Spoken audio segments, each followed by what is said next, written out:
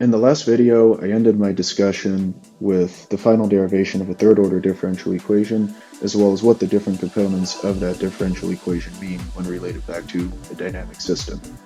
I also left you with a really cool example of frequency response where I slowed down the playback speed of a song to slow its frequency down, and also showed that response on the speaker by the little bass plate on the back of the speaker vibrating differently based on the slowed down frequency, as well as bass boost, bass reduce, and treble boost, and then vocal enhance.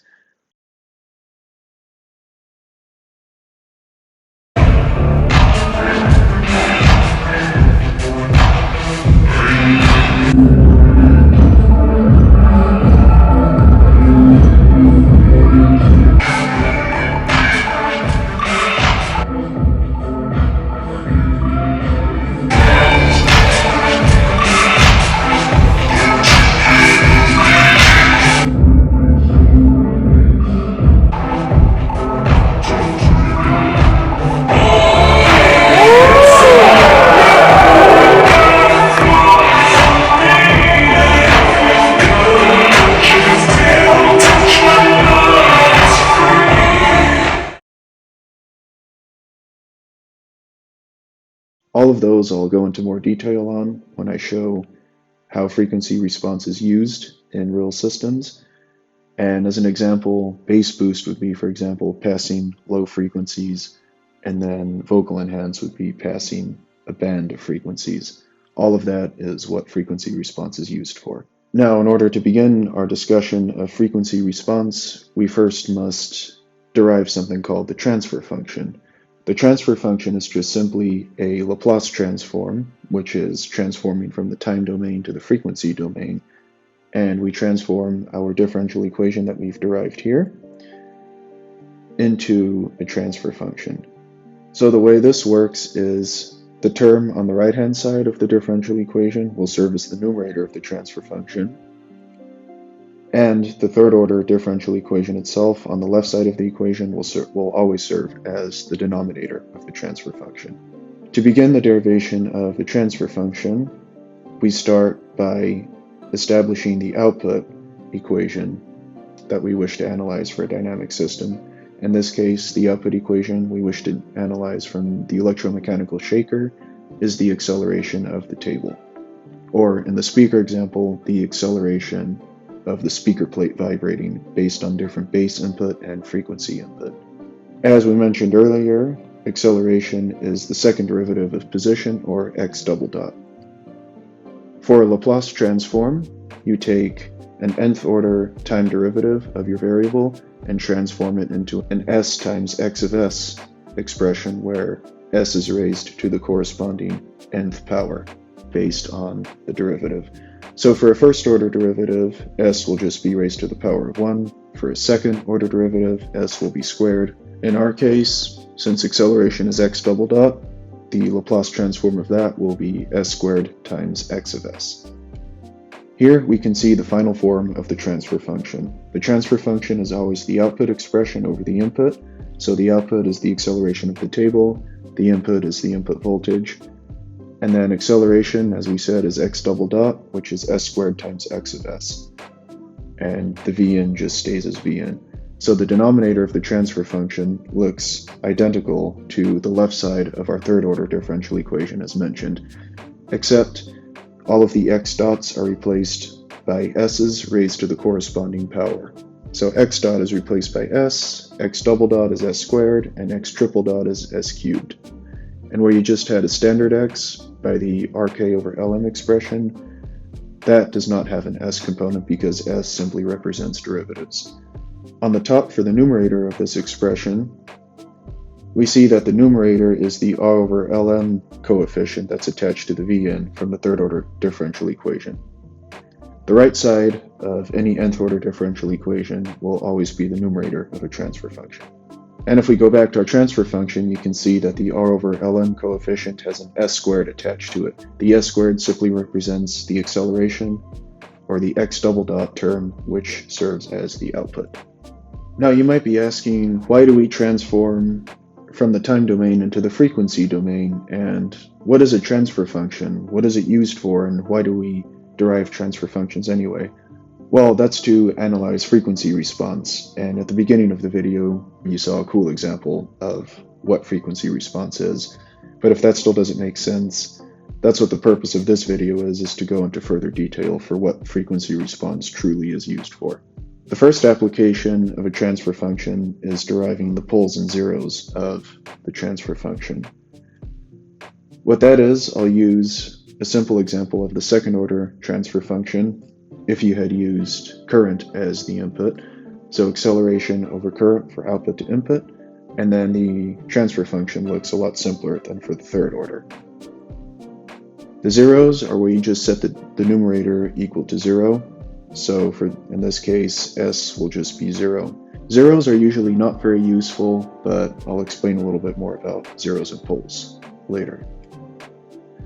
Poles, on the other hand, are much more significant and what are analyzed more in transfer functions.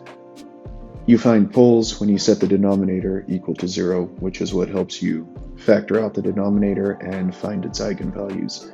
In this case, for poles, for a second order differential equation, the desirable poles and the poles that you should get if your system is stable are s equals negative a, which is a real number, plus or minus j omega.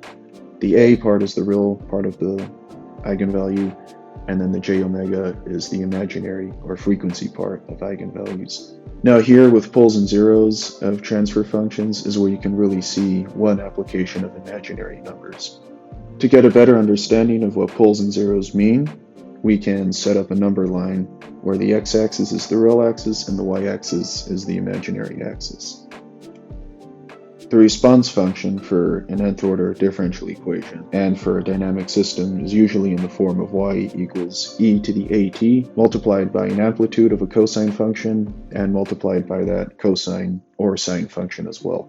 And the cosine function has an omega t as its coefficient because that is what represents the frequency portion of the response function. So to begin, the first set of poles that you could have could be where the solution, the eigenvalues, are only on the imaginary axis. So once you factor out the denominator of the transfer function, you can only be left with s equals plus or minus j omega, and that response function will just be y equals cosine omega t. So only frequency response, no damping, and nothing else. The second possibility for a pole would be where your eigenvalues are s equals plus or minus a. Hopefully, again, only minus a, because if it's positive a, as I'll show shortly, that system would be unstable. So if s is plus or minus a, your response function will just simply be y equals e to the at, which is an exponential curve. The third possibility for poles would be when you have poles on the negative half of the real axis, meaning that you have real and imaginary components to your eigenvalues. So this is where s equals negative a plus or minus j omega, and the response function would be the full response function shown below, y equals e to the negative at cosine omega t. This allows you to observe real and imaginary components on the system, which results in a sinusoidal function with damping. If you had just imaginary values, then it would just be a sinusoidal response that would go on indefinitely with no damping. Lastly, as a final note, if you had any solutions on the positive end of the real axis, then your system would be an increasing exponential function, which would be unstable. So now if we go to Desmos, we can make this number line here again, and the right half of this is shaded to show that anything in the right half of the system would be unstable. The first example that we showed on the number line is if your eigenvalues are only on the y-axis, which would be the imaginary plane. In this case, if you had only an imaginary component to your eigenvalue, a equals 0, and the omega of your cosine function could be of any frequency. It can be high frequency or low frequency. You can see here, in this case, this system would just oscillate indefinitely with no damping and it would never decay to 0. Next, if you only had a real component to your eigenvalue where s equals negative a, then this system would look a little bit different. So you have no imaginary component, meaning no omega. So you set omega equal to 0, and then your a is some negative value. This is just simply an exponential decay function. This is what a critically damped or overdamped system looks like since it decays to zero very quickly. Next, you could have the eigenvalue of S equals negative A plus or minus j omega. So plus j omega would be in the second quadrant, and then with a minus j omega term, it would be in the third quadrant. So you would have an eigenvalue with both real and imaginary components. What this looks like is you have some value for A, a negative value, and then you have some value for omega as well. So in this case, this would be an underdamped system that eventually decays to zero, but decays to zero a lot more slowly than when we just simply had our exponential decay function. This is the general response of a mass spring damper system. It would look like this and then eventually decay to zero. Lastly, to show an example of something unstable, an unstable system would be anything where your A is a positive value, so anything in this right half of this plane. You can see here if I change the amplitude to make it lower and set the frequency at a certain value, you can see that as soon as A goes from negative to positive, it goes from underdamped to no damping at all to now the system becoming unstable, where it just oscillates more and more and more. You can think of this if you pull on a mass spring damper system, you pull on the mass, and then instead of the spring resisting your pull, it actually adds to your pull. This is what happens in an unideal system like that, because that wouldn't exist in reality, but this is what a system like that would look like. It would be unstable. The last example that we'll go over for eigenvalues is to show how you can get more or less damping. When you have complex eigenvalues where S equals negative A plus or minus j omega, if A is smaller, so if the real component is smaller, you get less damping. As you can see here, if A gets close to zero, you have less damping, and if A gets farther away from zero, you have more damping. So this is less damping because you're approaching just the specific j omega part, which is just the sinusoidal response without any damping. And then as A gets farther and farther away from zero, you get closer and closer to the exponential decay function with no sinusoidal response. So this is no sinusoidal response and just simply exponential decay, a more damped system. Hopefully this gave you a good visual indicator of the significance of poles of a transfer function and how you can use that to see the response of your system. Lastly now, before we switch over to MATLAB to see applications of frequency response, the final application of a transfer function that I found is to use the magnitude for the transfer function for a given frequency, omega. Now this given frequency would just simply be the frequency that's applied to the system. For this, we have to transform S into j omega in order to get the frequency application. The way we do this is we take our transfer function, and for everywhere where we see an S, we replace that with j omega. So instead of g of S, it's now g of j omega. The magnitude of a transfer function is found by doing 1 over the square root of the real component squared plus the imaginary component squared. If you remember from algebra, the square root of -1 is represented by I, or in this case, for transfer functions we use j to not confuse I with current. Since j is a square root of -1, j squared would be just simply -1. So anywhere where you see j raised to an even power, that means it's -1 and a real number. Wherever you see j raised to an odd power, that remains as j, or the square root of -1. So that would represent an imaginary component. For this transfer function, we can see that the real components are the j omega squared, because that's j raised to an even power, and the k over m term. The imaginary component would be b over n times j omega, because j is raised to an odd power. And for magnitude, we only specifically look at the denominator of the transfer function. This is what the magnitude will look like for this specific example, and here you can see you just replace the omega squared with whatever given value of frequency that you're applying to the system. Remember also that a transfer function is the ratio of output to input, and You might be asking, why do we need to know the magnitude of a transfer function? Well, because it makes it significantly easier to find the output using the magnitude of the transfer function, because you can simply do output equals magnitude times the input. The input is usually a given sinusoidal function. In our case, with the voltage, the input voltage example, voltage would probably be applied in a sinusoidal fashion. So the input voltage function would have an initial amplitude, U0, attached to a sinusoidal response represented by sine or possibly cosine of the given frequency. So for this example, you could be applying voltage with a high frequency, so constantly applying positive and negative voltage to this system in a sinusoidal fashion. To find the output or the acceleration, you simply multiply the amplitude of your input sinusoidal function for voltage and multiply that by the magnitude of the transfer function. That is a much easier and simpler way of finding your response or acceleration. And with that, that concludes our discussion of transfer functions and what they're useful for. So I hope you were able to understand all of this, and if you have any questions, feel free to leave them in the comments and I will try to answer as best as I can. For the final part of this video, I will go over to MATLAB and show just exactly what frequency response is used for and what it really means when you're working with a real dynamic system. If we go over to MATLAB now, we can see how this can be applied in real life for a real system. So for our electromechanical shaker system, we have our given system inputs with assigned values, and we have the third order transfer function based on those values and the third order differential equation that we derived earlier.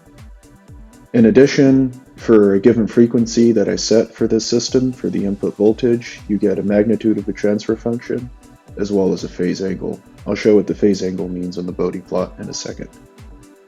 Additionally, I also solved for the poles and the zeros of this transfer function. So for the zeros, as it should be, it's approximately 0. And as we saw earlier, the zeros of this system should just be 0 because s squared equals 0. For the poles, we have 3 poles, all of which are complex, having both real and imaginary components. Lastly here, we have the gain of the system, which is represented by K, and this represents either the amplification or the deamplification of the output response compared to the input. A gain of a positive value obviously means an amplification, as we'll see in the Bode plot, and then a gain that has a negative value means a deamplification, so that means that the output signal is significantly deamplified compared to the input signal. Certain systems have amplification and other systems have deamplification. If we go over to the Bode plot now, we can see the actual representation of frequency response. The first thing that we'll point out is the natural frequency in this region, represented by the peaks. Again, when the input frequency that you apply to your system matches the natural frequency of the system, you get a resonance response, if you remember, from the kid screaming at the glass and shattering it. This resonance response is marked by the peak here. This is what you do not want in a system ever, for the applied frequency to match the natural frequency. In the speaker example, when I set the bass to have a really high bass setting,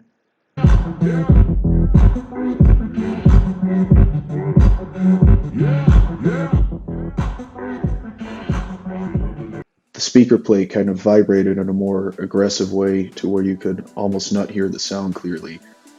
That means that that specific bass frequency with the bass boost was probably approaching the natural frequency of the system, hence why you heard that very strange sounding and aggressive shake and making the audio almost unintelligible.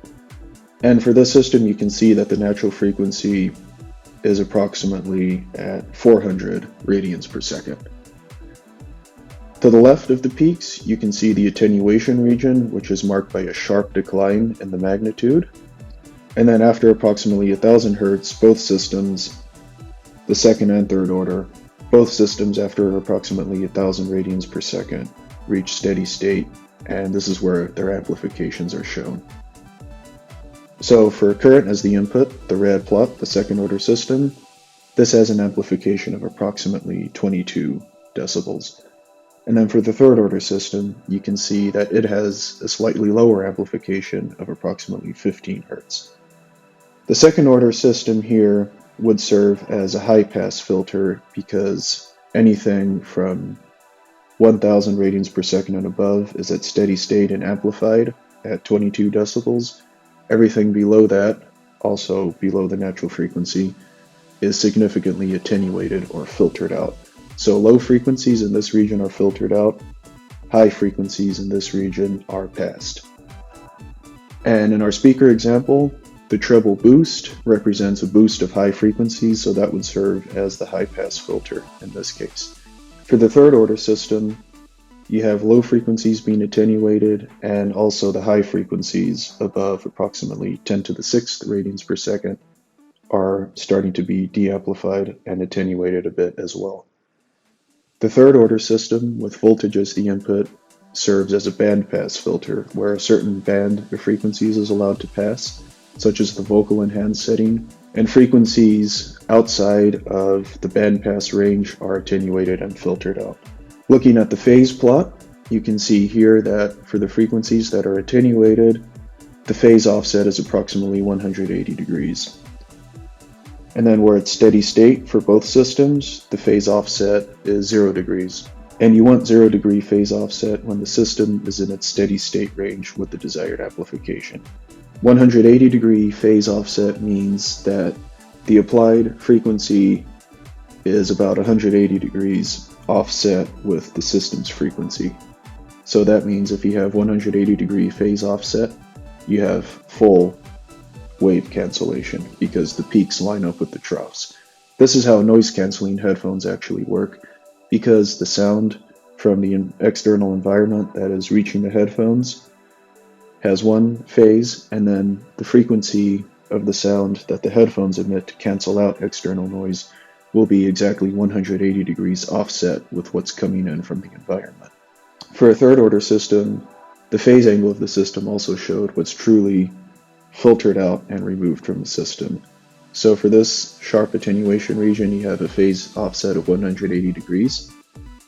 And then for the partial attenuation region for the high frequencies in the bandpass filter, you have a 90 degree phase offset. This only results in partial attenuation.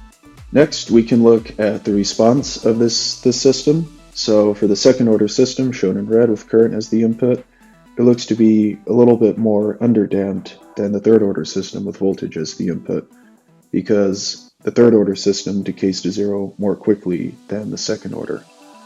Lastly, the last thing that we'll look at is the pole zero map for this actual system. This is for the second order system, so you have two poles here, both having real and imaginary components, so they are complex poles, and then the zero is just shown at 0. So this does not really represent that much, this 0, but with these poles you can see how for larger values on the imaginary axis, so on the y-axis, that shows a greater sinusoidal response, meaning that it takes longer for a decay to 0 to occur. So it is more of an underdamped system. And finally, you can see the pole zero map for the third order system. So this is the 0 at the origin once again. And then the first two poles are only on the imaginary axis, so they have only a sinusoidal response. And the other pole is only on the real axis, so it only has a real response, so that's an exponential decay function. For the two poles on the imaginary axis, representing a sinusoidal only response, they are actually in line with the 0. And if poles are in line with the zeros, or with a 0, then that means that those two poles represent a strong response on the system. And because of the fact that you have one pole having only a real component representing an exponential decay, that actually accounts for the fact that the third order function decays to 0 faster than the second order and has more damping. So with that, this video has gotten really long already, but that concludes our discussion of where differential equations come from, their derivation, what they mean, as well as transforming those into transfer functions to analyze frequency response, as we looked at for our second and third order systems for an electromechanical shaker.